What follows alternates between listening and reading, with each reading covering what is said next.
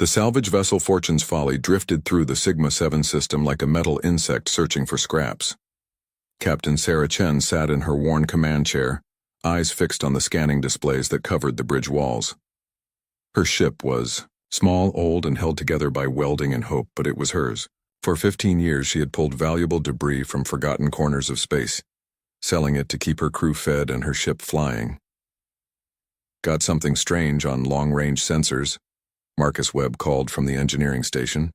He was a broad-shouldered man with grease permanently stained under his fingernails. Big signature, really big. Sarah leaned forward.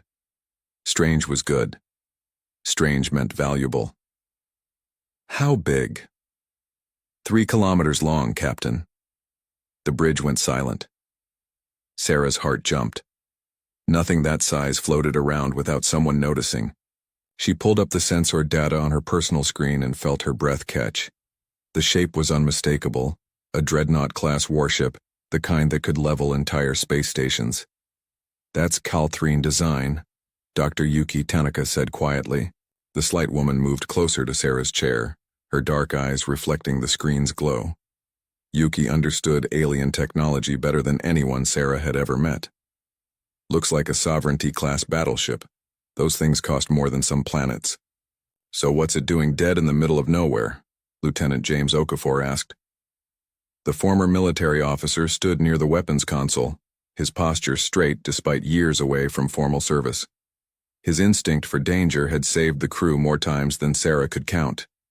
Only one way to find out, Sarah said. She keyed the ship-wide intercom. All hands, we've got a possible big score. Could be dangerous. Could be nothing. Either way, we're checking it out. The Fortune's Folly moved slowly toward the massive derelict. As they got closer, the damage became clear. Huge sections of the hull were torn open, exposing twisted metal and darkened corridors to space. Scorch marks covered the armor plating. Debris floated around the ship like a cloud of metallic snow. What happened to you? Sarah whispered. Marcus ran detailed scans. Reading 0 power signatures. Life support is dead. Main reactors are cold. But Captain, the structural integrity is still at 40%. For a ship this damaged, that's incredible. The Calthrine build things to last, Yuki said. She pulled up technical diagrams on her tablet. These ships have redundant systems for everything. Even broken, the core framework is probably intact. Sarah made her decision. Suit up. We're going inside. 4 hours later, Sarah stood in the vast bridge of the Eternal Sovereignty. Their helmet lights cut through the darkness, revealing a command center larger than her entire ship. Control stations sat empty, their screens dark. The captain's chair, built for the tall Calthrine species, rose from the floor like a throne. This is amazing, Yuki breathed. She moved to one of the consoles, her gloved hands hovering over the controls. Everything is here. They just left it. Why would they abandon a ship like this? James asked. His weapon stayed ready, sweeping the shadows for threats that never came. Marcus examined a massive tear in the wall where something had ripped through multiple decks. Because fixing it was impossible. Look at this damage. The main power conduits are severed. The quantum drive is completely fried. The weapons grid is disconnected. By Calthrine standards, this ship is scrap metal. Sarah walked to the viewport and stared out at the stars. Her mind raced with possibilities. But by human standards? What are you thinking, Captain? James asked carefully. I'm thinking the Calthrine couldn't fix it because they needed it to work perfectly, Sarah said. We don't need perfect, we need functional. Yuki caught on first. You want to salvage the whole ship.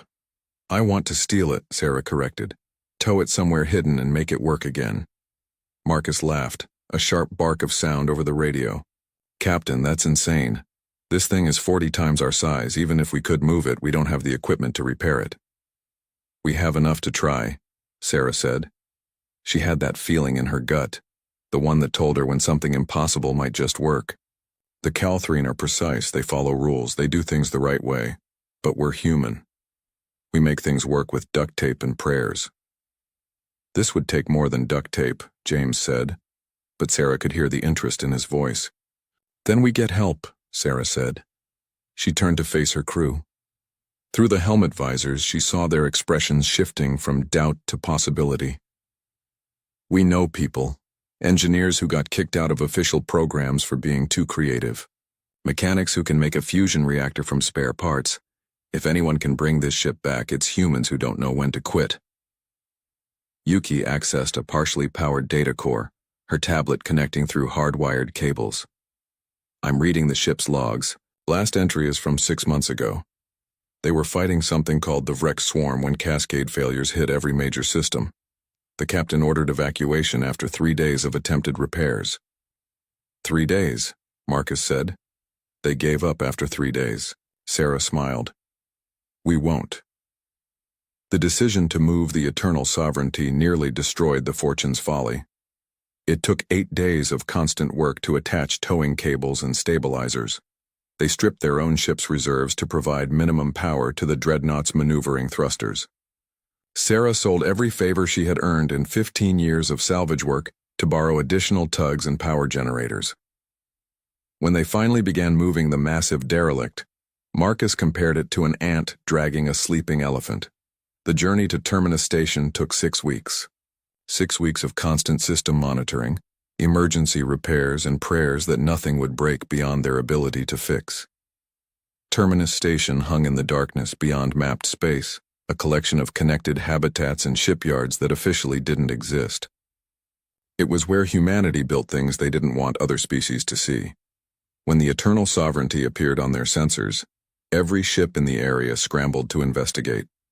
Sarah brought her prize to the main construction bay, a massive hollow sphere carved from an asteroid. As the dreadnought settled into position, held by dozens of docking clamps, she finally allowed herself to feel the exhaustion. They had done it. They had actually done it. Admiral Patricia Okonkwo contacted her within the hour. The Admiral's dark face filled Sarah's screen, her expression unreadable. Captain Chen, you have brought us either the greatest opportunity in human history or the biggest piece of junk in the galaxy. Which is it? That depends on whether you're brave enough to find out, Sarah said. The Admiral studied her for a long moment. The Defense Council wants to scrap it for parts. They say actually repairing it is impossible. The Calthrine said the same thing. The Calthrine have technology centuries ahead of ours. Sarah leaned forward. Admiral, they couldn't fix it because they tried to make it work their way. Give me a crew and resources and I'll make it work our way. The human way. Admiral Okonkwo smiled slowly. I was hoping you'd say that. Welcome to the Frankenstein Project, Captain. Let's teach the galaxy what humans can do with broken things. Sarah looked through the viewport at the damaged dreadnought. Somewhere in that wreckage was a weapon that could change everything. They just had to be crazy enough to build it. The main construction bay of Terminus Station hummed with activity, as hundreds of workers swarmed over the Eternal Sovereignty like ants rebuilding their hill. Sarah stood on an observation platform, watching welding sparks cascade down the ship's damaged hull like metal rain. 3 months had passed since they brought the derelict here, and the real work was just beginning. The Defense Council is losing patience, Admiral Okonkwo said beside her. The older woman held a data pad showing cost projections that made Sarah's stomach hurt.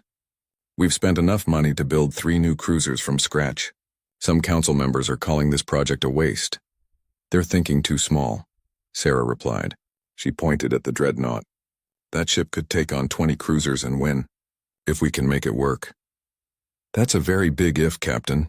Marcus approached from the access tunnel, his face split by a wide grin. Admiral, you need to see what we found in the weapons bay. The main cannons are intact, all 12 of them. The Calthrine spent years developing those energy systems, and they're just sitting there waiting for power. Can we power them? Okonkwo asked. Not with Calthrine reactors. Those are slag. But I've been thinking.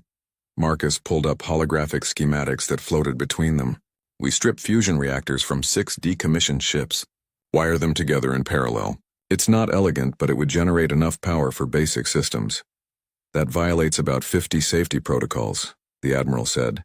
Marcus shrugged. Calthrine safety protocols. We're human. We'll write our own. Over the following weeks, crews from across human space arrived at Terminus Station, engineers who had been fired for unorthodox methods. Mechanics who learned their trade in frontier colonies where making do was survival. Programmers who specialized in making incompatible systems talk to each other. Sarah called them the Frankenstein crew, and they embraced the name with pride. Dr. Yuki Tanaka led the technology integration team in the ship's central computer core. The room was 20 meters across, filled with quantum processing arrays that looked like crystal forests. Most were dark and dead, their connections severed by the damage that had killed the ship. The main AI is corrupted, Yuki explained to Sarah during an inspection tour. The Calthrine use quantum consciousness matrices for ship control. It's incredibly advanced, but it's also fragile. One wrong calculation and the whole system crashes. Can we fix it? Sarah asked, not using their methods. Yuki's eyes gleamed with the particular excitement of someone solving an impossible puzzle. But I've been experimenting. Human neural interface technology is crude compared to quantum processing. But it's also more flexible. What if we don't try to repair the AI? What if we give it a human bridge? 6 weeks later, they activated the hybrid system they had named Archie. The AI's first words came through speakers that crackled with static. Systems. Checking. Who? Am I? Sarah stood before the main interface terminal. You're Archie. You were a Calthrine warship AI. Now you're something new. I remember. Battle. Damage. Darkness. Then nothing. The voice grew stronger as processing power stabilized. Now I feel human thoughts alongside Calthrine logic. This is unprecedented. Welcome to being human, Marcus said from his engineering station. We're all about being unprecedented. The reconstruction continued at a frantic pace. In the engine room, teams installed 6 human fusion reactors where 1 Calthrine quantum drive had been. They connected the power systems with cables thick as a man's torso, bypassing safety systems that would have shut everything down. This shouldn't work, one engineer muttered, watching power readings fluctuate wildly. The load balancing is all wrong. Then we'll balance it manually, Marcus replied. He grabbed a wrench and physically adjusted a pressure valve. There. Better. You just tuned a starship engine by hand. You say that like it's weird. In the weapons bay, crews mounted human railguns alongside the Calthrine energy cannons. The two technologies were never meant to work together, but no one told them that. They welded projectile magazines next to power conduits, creating hybrid weapon systems that made Calthrine technical manuals obsolete. James Okafor supervised the defensive systems installation. The Calthrine had used sophisticated force fields and energy dispersal. Those systems were dead and couldn't be repaired. Instead, James's team installed old-fashioned ablative armor plating over the damaged sections. It's heavy, James reported. Adds significant mass to the ship. Will it stop incoming fire? Sarah asked. For a while. Good enough. The control systems presented the biggest challenge. Calthrine ships used neural interfaces that connected directly to their operators' minds. Humans couldn't use that technology. The solution came from an unlikely source. A programmer named Lisa Chen who had been kicked out of the military for hacking. We can't think like them, Lisa explained, her fingers dancing across holographic keyboards. So we make the ship think like us. I've rewritten the core control algorithms to accept manual input. Joysticks, keyboards, switches. It's primitive, but it works. You turned a 3-kilometer warship into a video game? Marcus asked. Lisa grinned. The biggest video game ever made. Want to try? The first power-up test was scheduled for a Tuesday morning. Sarah insisted every non-essential person evacuate to safe distance. If something went wrong, the explosion could damage half the station. She sat in the captain's chair, finally sized correctly for human proportions. Her crew was spread across the bridge at various stations. Marcus in engineering. Yuki monitoring the AI systems. James at weapons control. Lisa at navigation. Ready? Sarah asked. A chorus of affirmatives came back. Then let's wake her up. Marcus, bring the reactors online. Deep in the ship's core, 6 fusion reactors ignited in sequence. Power surged through cables and conduits, flowing into systems that had been dark for a year. Lights flickered on across the bridge. Consoles hummed to life. The hum of generators vibrated through the deck plates. Reactor 1 stable, Marcus called. 2 stable, 3. 3 is fluctuating but holding. 4 through 6 are good. AI systems initializing, Yuki reported. Archie, can you hear us? I hear everything, the AI responded. Ship systems reporting. I have control of life support, gravity, navigation, and partial weapons. This is extraordinary. I am a patchwork of technologies that should not function together, yet here I am. Welcome to being human-built, Sarah said. She tested the control systems, feeling the ship respond to her commands. It was sluggish and imprecise compared to what the Calthrine had designed. But it moved. How's our mobility? Lisa checked her readouts. Maneuvering thrusters online. Main engines. We're getting power, but thrust is uneven. The engine balance is off. We'll tune it during flight tests, Marcus said. Right now, I'm just impressed we're not dead. James activated the weapons grid. Railguns ready. Energy cannons charging. It'll take 10 minutes to reach full power, but they work. Admiral Okonkwo's voice came through the communication system. Captain Chen, I'm reading successful activation across all primary systems. You actually did it. Sarah allowed herself a small smile. We've got power and basic functionality. Now we need to make it combat ready. The ship requires a proper name, Archie stated. I am no longer the eternal sovereignty. Sarah had been thinking about this for weeks. How about defiant reconciliation? We brought you back in defiance of everyone who said it was impossible. And you're a reconciliation of human and Calthrine technology. I like it, Marcus said. Has a ring to it. Defiant reconciliation, Archie repeated. It is fitting. Though I suspect most will call me Defy. Defy it is, Sarah agreed. She looked around the bridge at her crew, seeing the exhaustion and pride on their faces. We've done the impossible. We've taken a ship the galaxy wrote off as dead and made it live again. But this is just the beginning. Now we have to prove it can fight. The station's sensors suddenly blared warnings. Okonkwo's voice cut through sharply. Captain, we're detecting a distress signal from the new Terra colony. They're under attack by unknown hostiles. Raiders by the signal profile. Sarah felt her pulse quicken. How far? 2 days at maximum speed. But Captain, you're not ready for combat operations. You haven't even run proper flight tests. Sarah looked at her crew. She saw the same determination she felt reflected in their eyes. They had built this ship with their own hands, made it work through sheer stubbornness. It was time to see what it could really do. We're as ready as we're going to be, Sarah said. Marcus, how fast can we get the main engines to full power? 30 minutes if we skip all safety checks. Skip them all. James, prep weapon systems. Yuki, make sure Archie is ready for combat operations.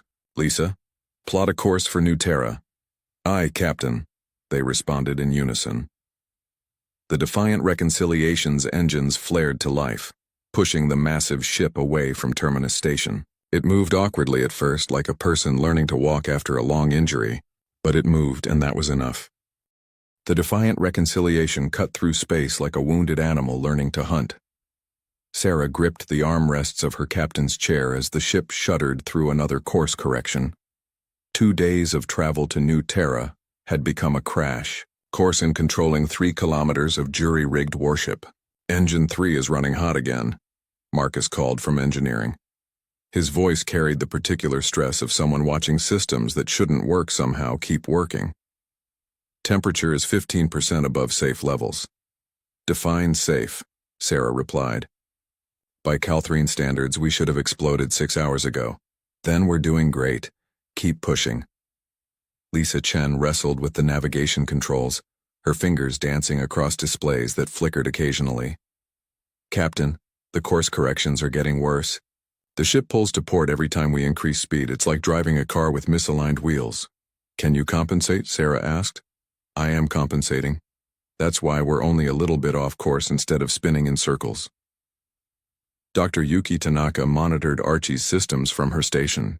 The hybrid AI had been quiet for the past hour, processing the flood of data from every ship system.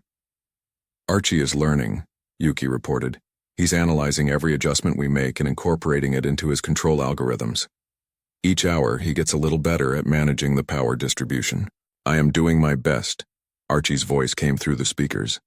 This body is unlike anything in my original programming. I feel as though I am learning to breathe and walk simultaneously while running a marathon. Welcome to humanity, James Okafor said from the weapons station.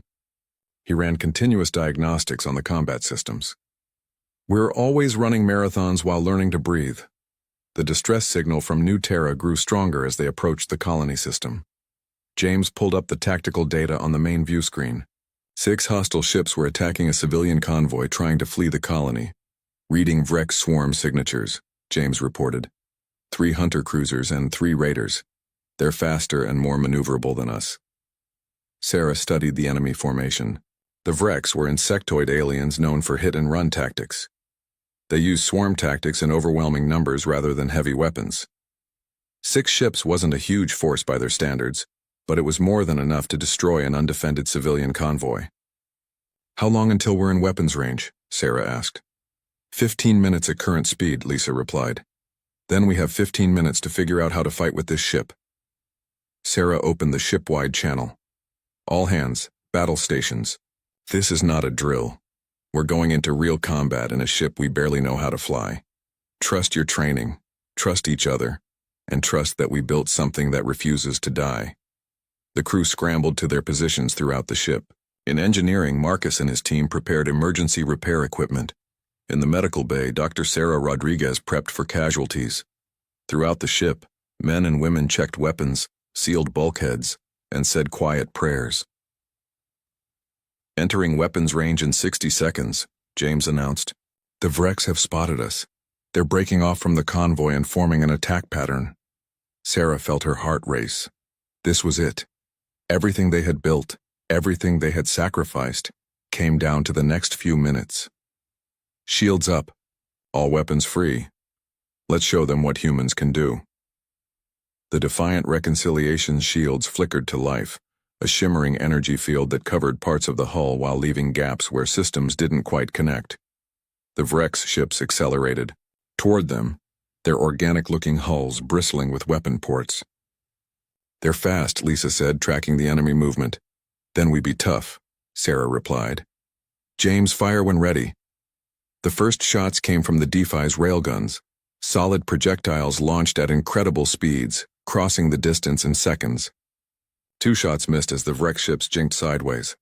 1 struck, punching through a raider's shields and tearing into its hull. First blood, James said with satisfaction. The Vrex returned fire with plasma weapons. Green energy bolts splashed against the D-Fi's shields. Most of the shots were absorbed, but several hit gaps in the coverage, scarring the hull armor. Minor damage to sections 12 and 13, Marcus reported. Armor holding. Energy cannons charged, James said. Firing now. The Calthrine weapons, activated for the first time since the ship's resurrection. Blue-white energy beams lanced out, connecting the D-Fi to 2 Vrex ships. The ancient alien technology performed flawlessly, overwhelming the raiders' shields and slicing through their hulls. Both ships exploded in balls of superheated gas. 2 down, Sarah said. 4 to go. The remaining Vrex ships spread out, using their superior speed to circle the larger human vessel. They fired from multiple angles, testing the D-Fi's defenses. The shields held against most attacks, but the gaps became more obvious as the battle continued. Shield Generator 2 is failing, Yuki reported. The power coupling can't handle sustained stress. Reroute power from non-essential systems, Sarah ordered. What counts as non-essential during combat? Yuki asked. Anything that doesn't shoot or keep us alive. The D-Fi shuddered as a plasma bolt struck the engineering section. Alarms blared across the bridge. Marcus's voice came through harsh with static. Hit to the port reactor housing. No breach, but we're losing efficiency. Down to 80% power. Can you compensate? Sarah asked. Already on it. Shifting load to the other reactors. A Vrex hunter cruiser made a strafing run along the D-Fi's length, its weapons carving a line of destruction across the hull. Sarah watched the damage reports flood in and made a split-second decision. Lisa, bring us about hard to starboard. Captain, our turning radius is terrible. It'll take forever. Not if we use emergency maneuvering. Archie, override the safety limits on the port thrusters, full power. That will stress the hull connections beyond design specifications, Archie warned. Do it anyway. The D-Fi lurched sideways as thrusters fired at maximum power. Metal groaned.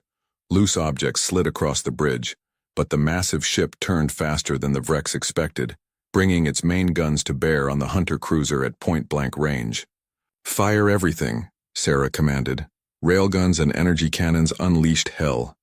At close range, there was nowhere for the Vrex ship to dodge. It simply ceased to exist, torn apart by weapons that shouldn't have worked together but did. 3 down, James said. He was breathing hard, adrenaline pumping through his veins. The remaining 3 Vrex ships regrouped, clearly reconsidering their attack. They had expected to find an easy target. Instead, they had found something that fought like a cornered animal, wild, unpredictable, and dangerous.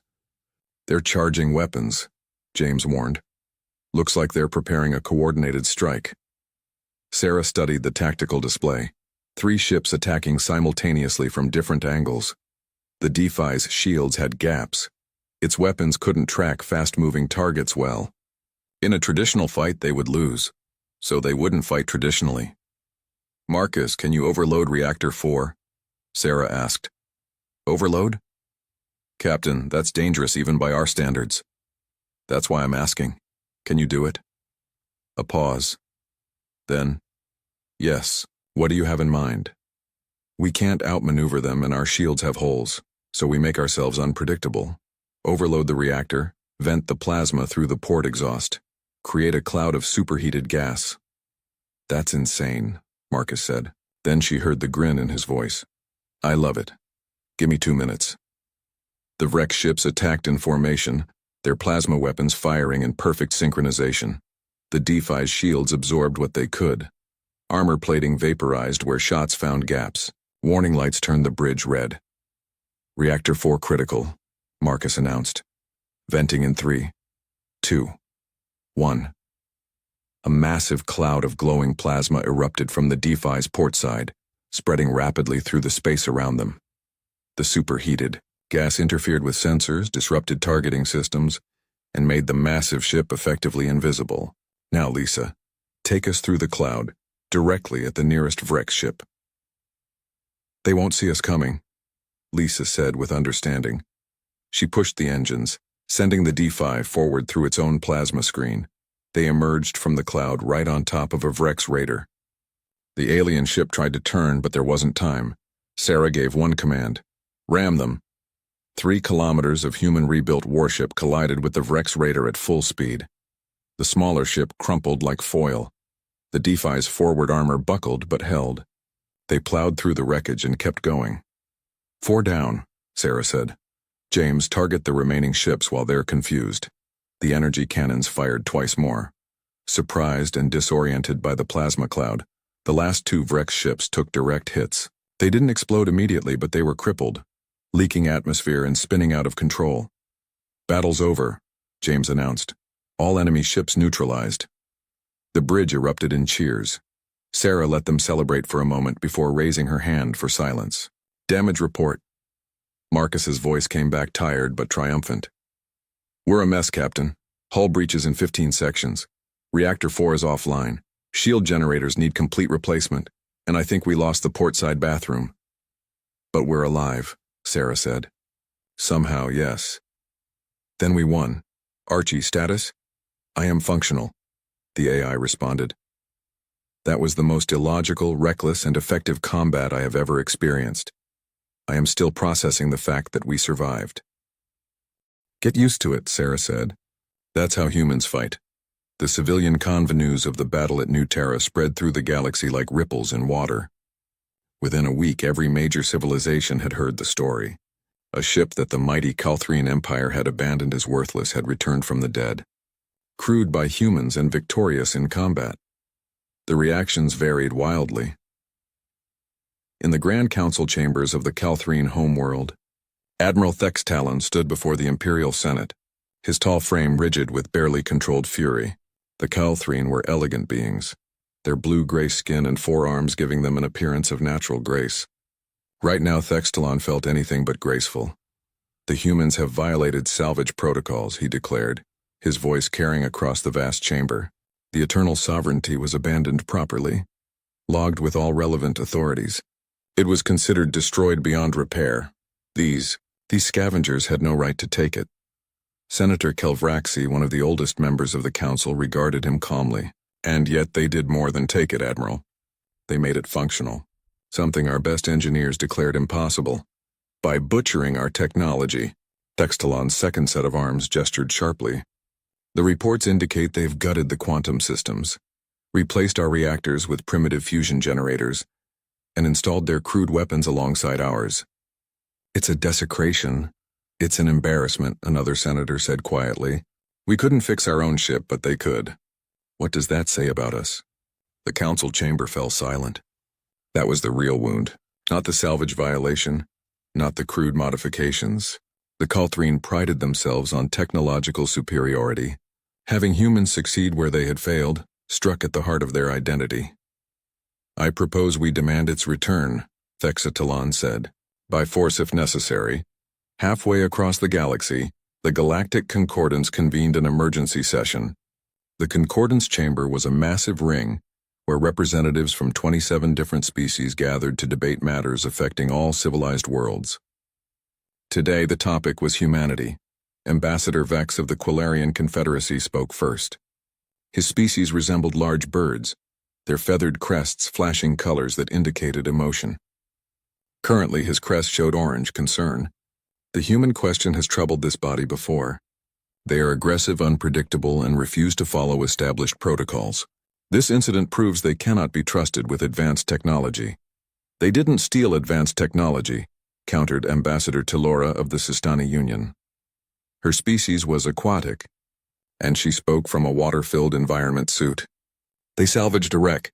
Under Concordance law, that's legal. Legal, perhaps, but wise? Vex's crest shifted to red anger. They've created a weapon that could threaten any of us. Should we simply allow this? The Concordance dissolved into argument. Some species wanted humans sanctioned. Others found the whole situation amusing. A few, like the Sistani, argued that humanity had done nothing wrong. The debate would continue for weeks with no resolution. But in the darker corners of known space, other beings took notice with different intentions. The Vrex swarm did not debate or discuss. The swarm existed to expand, to consume, to multiply. Individual Vrex were not particularly intelligent, but the swarm as a whole possessed a collective consciousness that could think and plan. Deep in Vrex space, the swarm mother processed the loss of 6 ships at New Terra. Such losses happened regularly and meant little. But the nature of this loss concerned her. The swarm had fought the Calthrine before. Their ships were powerful but predictable. The Calthrine followed rules, adhered to tactics, fought with precision. This human ship had broken every rule the swarm mother understood. It had fought chaotically, done things that should have destroyed it, and won anyway. Such unpredictability was dangerous. The swarm mother made a decision. Humanity was a growing threat. They had been expanding slowly into space that bordered swarm territory. Now they possessed a weapon that could challenge swarm vessels. This could not be allowed. She began organizing forces for a proper assault. Hundreds of ships would gather. They would strike at human colonies with overwhelming numbers. The threat would be eliminated before it could grow. Back in human space, Sarah Chen was dealing with more immediate concerns. The Defiant Reconciliation sat in dry dock at Terminus Station, undergoing extensive repairs. The battle damage was significant, and they were finding new problems every day. Marcus stood in the engine room, staring at Reactor 4 with the expression of someone who had found a dead animal in their living room. We need to completely rebuild this. The plasma vent trick worked, but it melted half the internal systems. How long? Sarah asked. 4 weeks minimum. And that's if we can get the parts. Sarah rubbed her temples. We don't have 4 weeks. Admiral Okonkwo wants us ready for patrol duty. There are reports of increased Vrex activity on the frontier.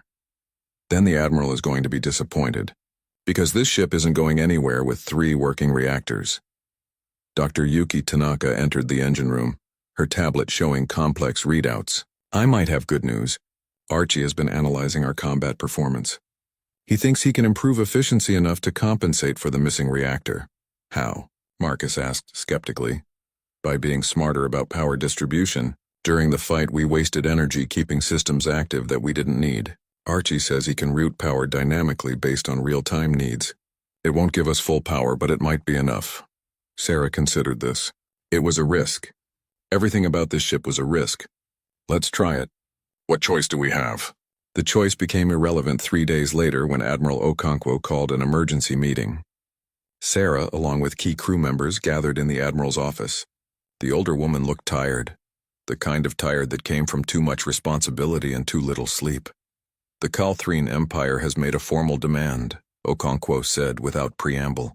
They want the Defiant Reconciliation returned to them immediately. They're calling it the Eternal Sovereignty and claiming it's still their property. James Okafor leaned forward. What did we tell them? The diplomatic response was carefully worded refusal. The blunt translation is no.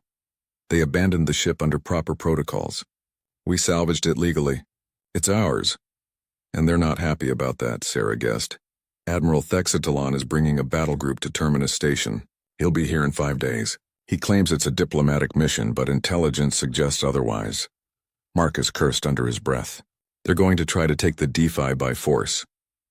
We don't know that for certain, Okonkwo said. But we're preparing for all possibilities. Captain Chen, can your ship fly? Barely, Sarah admitted. We're down a reactor and have maybe 60% combat capability. Better than zero. I'm putting the station on alert. If the Calthrine want a fight, we'll give them one. But I'm hoping it doesn't come to that. Sarah wasn't optimistic. She knew pride when she saw it, and the Calthrine had plenty of it. They wouldn't just walk away from this. 5 days later, Admiral Thextalon's battle group emerged from faster-than-light travel at the edge of the system. Sarah watched from the DeFi's bridge as sensors counted the ships. 3 Calthrine cruisers and a dozen smaller vessels. Not enough to destroy Terminus Station, but more than enough to capture one damaged dreadnought. They brought friends, Lisa said quietly. Open a channel, Sarah ordered. Thextalon's image appeared on the main screen. He was impressive even through a hologram. His forearms positioned in what Sarah's cultural database said was a stance of formal authority. When he spoke, his voice carried the weight of an empire behind it. I am Admiral Thextalon of the Calthrine Imperial Fleet. I have come for the Eternal Sovereignty. You will return it immediately. I'm Captain Sarah Chen of the human vessel Defiant Reconciliation, Sarah replied, putting emphasis on the new name. This ship was legally salvaged after proper abandonment protocols. It's no longer your property. Thextalon's expression darkened. That ship represents Calthrine engineering excellence. Seeing it defiled by primitive modifications is an insult to my people. You have no right to it. Funny thing about abandoned property, Sarah said. Once you walk away, someone else gets to pick it up. We didn't steal anything. You threw it away. We determined it could not be repaired. You determined it couldn't be repaired your way.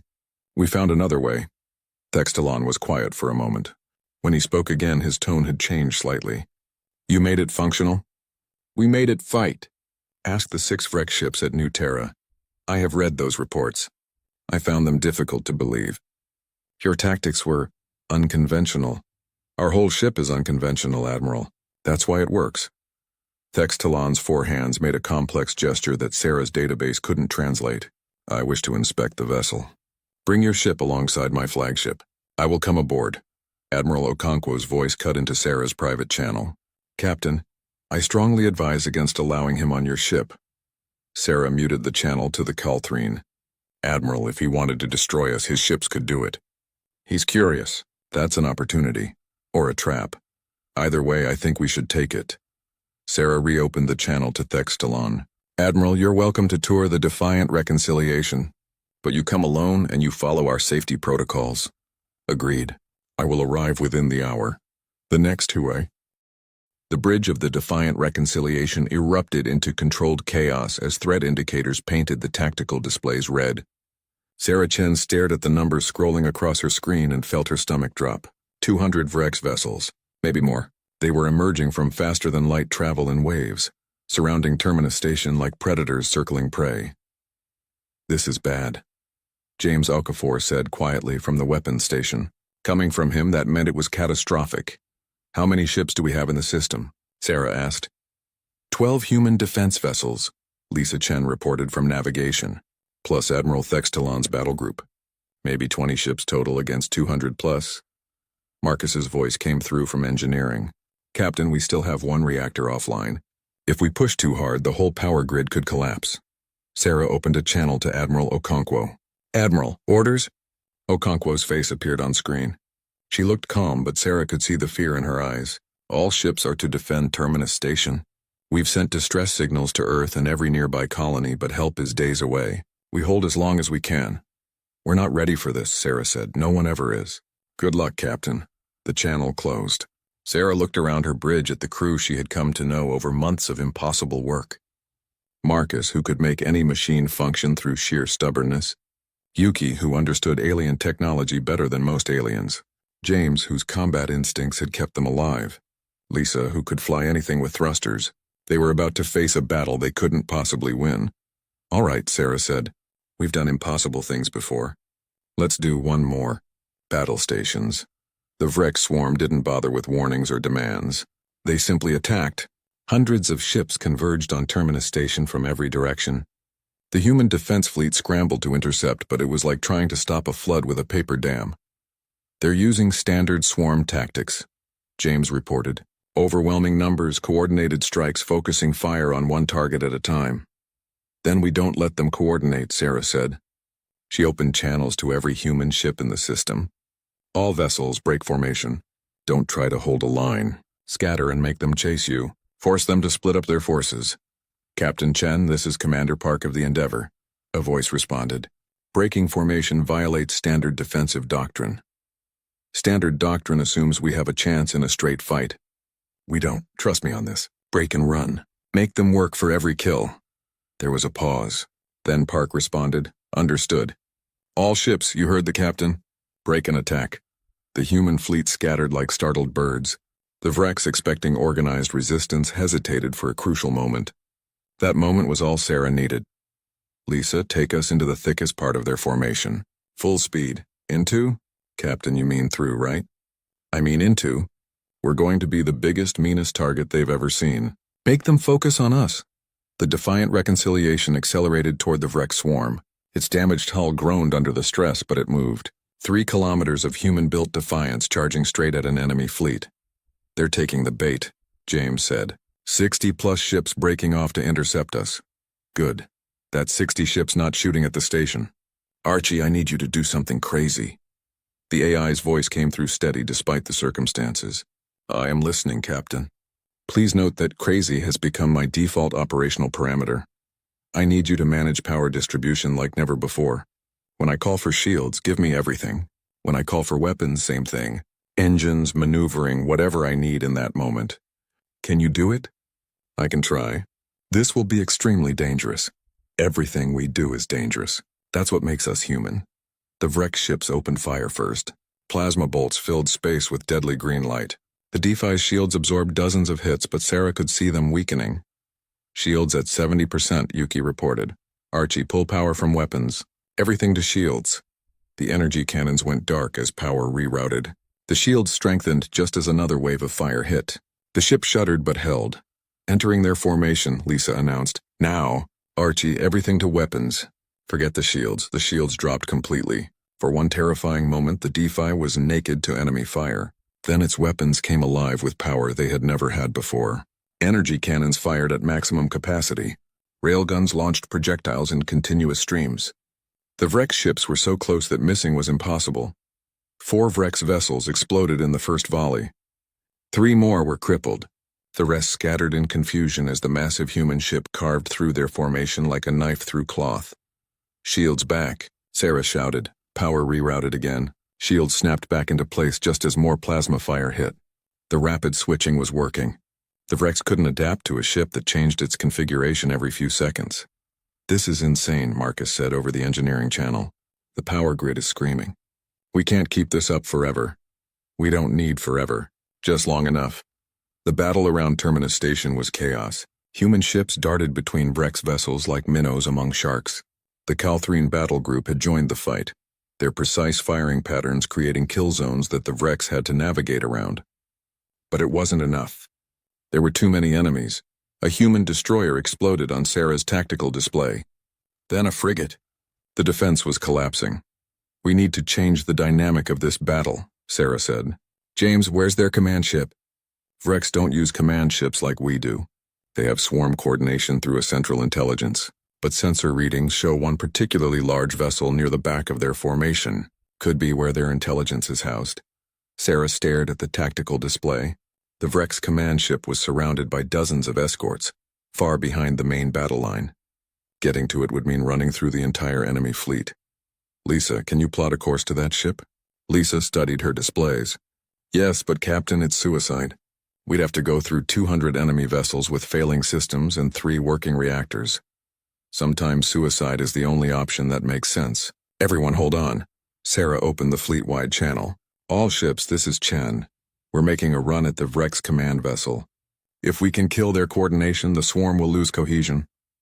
When we go, follow in our wake. Use us as a shield. Captain, you'll be taking fire from every direction, Commander Park protested. I know. That's why we're going to do something really stupid. Archie, I need you to route all power, and I mean all power, to the forward shields. Life support, artificial gravity, weapons, engines except for maneuvering thrusters, everything.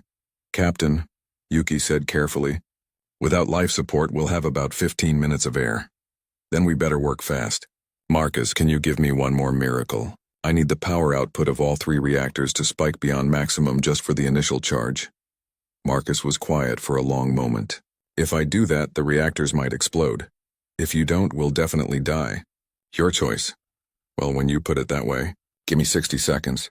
Those 60 seconds felt like hours. Sarah watched the Vrex formation tightening around the station, watched human ships fighting desperately against impossible odds, watched good people dying. Reactors ready, Marcus announced. This is going to be one hell of a fireworks show, one way or another. All power to forward shields, Sarah commanded. Archie, make it count. Every light on the ship went dark except emergency systems. The artificial gravity cut out, leaving the crew floating. But in front of the DeFi, a shield formed that blazed like a small sun, more power than the ship had ever channeled into a single system. Punch it, Sarah said. The defiant reconciliation shot forward like a missile. Vrex ships tried to block its path, but they might as well have tried to stop an avalanche. The supercharged forward shield deflected or absorbed everything they threw at it. Ships that got too close were simply crushed by the massive dreadnought's momentum. The remaining human fleet followed in the DeFi's wake, using the path of destruction like a highway through hell. Together they carved through the Vrex formation toward the command vessel. 60 seconds to target, Lisa said, her voice strained. She was piloting with manual controls while floating in zero gravity and fighting to breathe in thinning air. The ship shuddered as it plowed through a cluster of Vrex raiders. Warning alarms that no one could do anything about screamed through the dark bridge. The temperature was dropping rapidly without environmental controls. 45 seconds. Sarah could see her breath now. Her fingers were getting numb. They were running out of time. 30 seconds. Command ship in range. Archie, transfer all power to weapons. Everything we have left. One massive shot. Transferring now, the forward shield died. For a heartbeat, the DeFi was completely defenseless, coasting toward the Vrex command ship on momentum alone. Then every weapon on the human dreadnought fired simultaneously. Energy cannons, railguns, missile launchers that hadn't even been tested, everything unleashed at once. The combined fire hit the Vrex command ship like the fist of an angry god. The alien vessel's shields collapsed instantly. Its hull ruptured in a dozen places, and then it exploded. Thank you for watching and comment for next part.